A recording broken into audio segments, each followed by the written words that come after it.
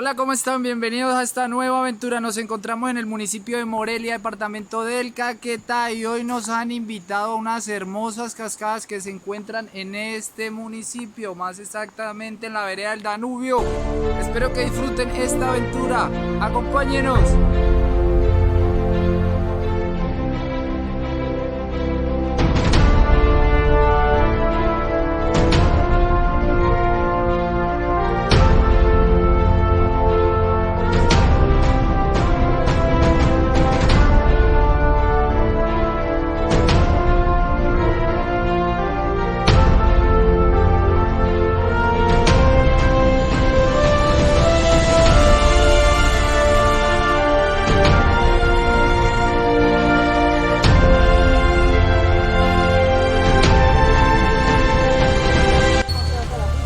¿Cómo?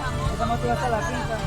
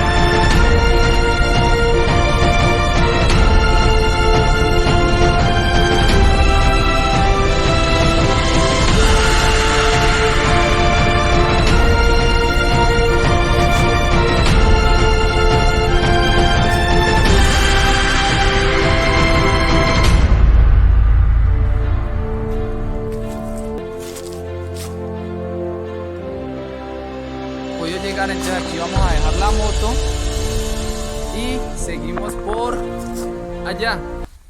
Ya llevamos 15 minutos y ahí vamos.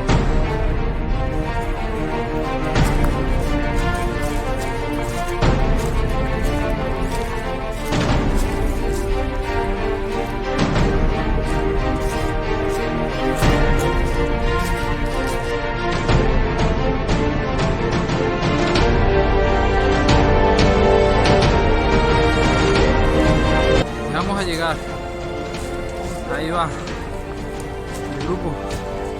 Siempre nos tardamos unos 40 minutos,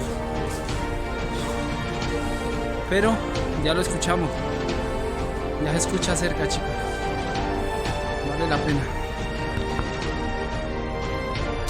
Podemos verla.